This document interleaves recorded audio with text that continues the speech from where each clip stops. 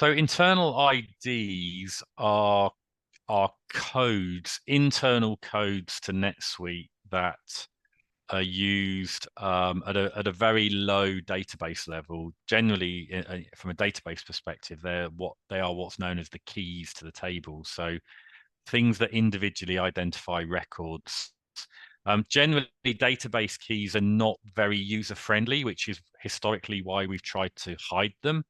But you can gain access to record IDs or these record keys through Solution 7. If we look at, I'll use the pivot table to show you where they're stored. So let's have a look at, in fact, no, I'm not going to use a pivot table. I'm going to use a list. So let's pull in a list of departments, for example. So when I pull in a list of departments, choose the subsidiary. Sorry, I say choose a subsidiary. That's in our latest version. We don't have that in this version that I'm looking at. I go into choose columns. From there, you can see here, we've got the department ID. So that's what is also known as the internal ID.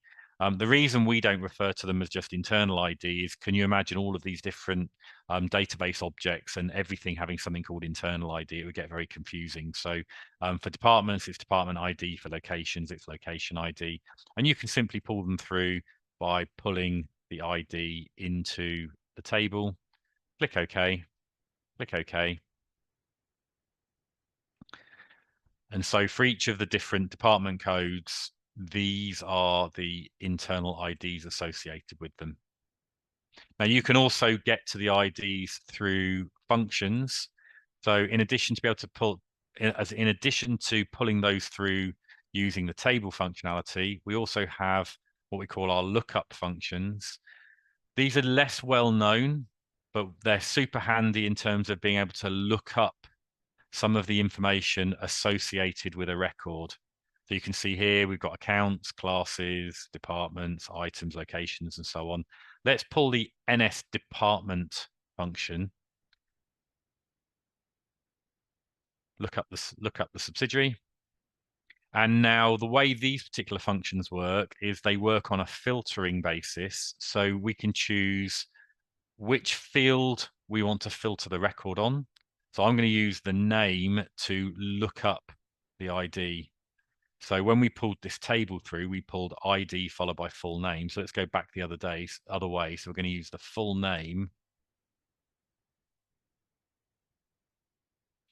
And we're going to filter to return the ID. So let's just go through that again. So for this particular function signature, we've got the subsidiary coming through.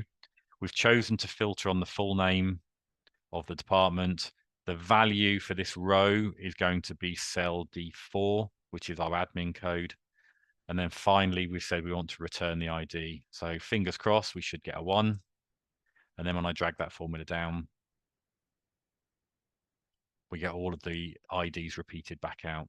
So really, you've got two options. You can go in through the list functionality, or you can effectively reverse look up the IDs using the lookup functions.